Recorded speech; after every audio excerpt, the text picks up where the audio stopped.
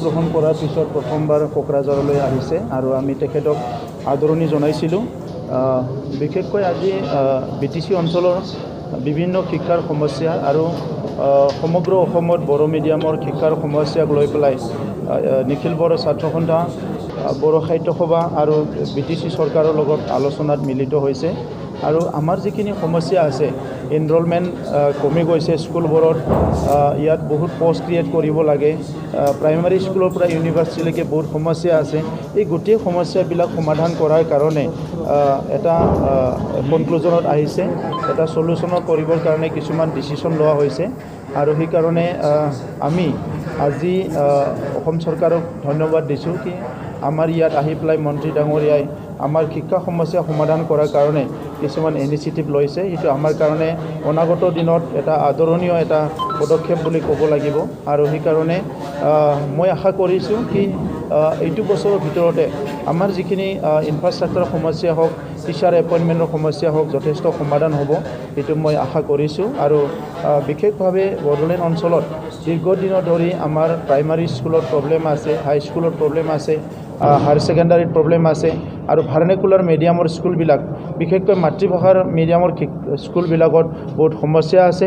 তো BTC চৰকাৰ হিচাপে আমি কিছুমান পদক্ষেপ হাতত লৈছোঁ, কিন্তু অসম চৰকাৰ আৰু ভাৰত চৰকাৰৰ আমাক সহযোগ লাগিব। আৰু সেইকাৰণে এই কথাখিনি আলোচনা কৰাৰ পিছত আমি আশা কৰিছোঁ কি অনাগত দিনত অতি শীঘ্ৰে আমাৰ শিক্ষাৰ সমস্যা সমাধান হ'ব, আমাৰ অঞ্চলৰ ছাত্ৰ ছাত্ৰীও গুণগত শিক্ষা ল'বলৈ সক্ষম হ'ব।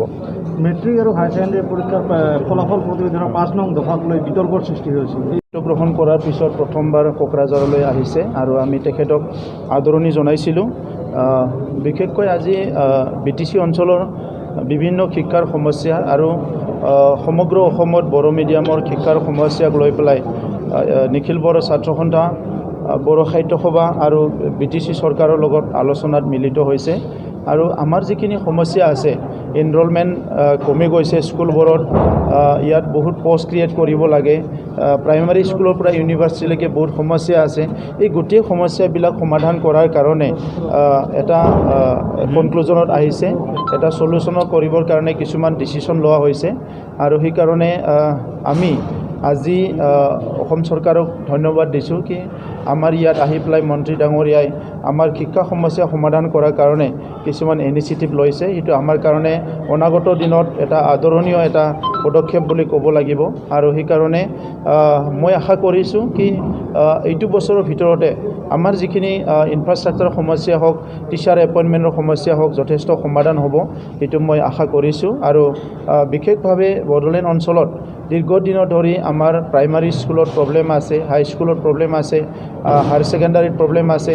আৰু ভাৰ্নেকুলাৰ মিডিয়ামৰ স্কুলবিলাক, বিশেষকৈ মাতৃভাষাৰ মিডিয়ামৰ স্কুলবিলাকত বহুত সমস্যা আছে।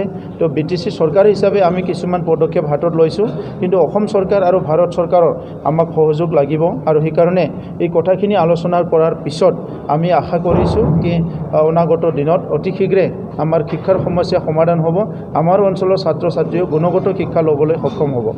মেট্ৰিক আৰু হায়াৰ ছেকেণ্ডাৰী পৰীক্ষাৰ ফলাফল প্ৰতিবেদনৰ ৫ নং দফাক লৈ বিতৰ্কৰ সৃষ্টি হৈছে।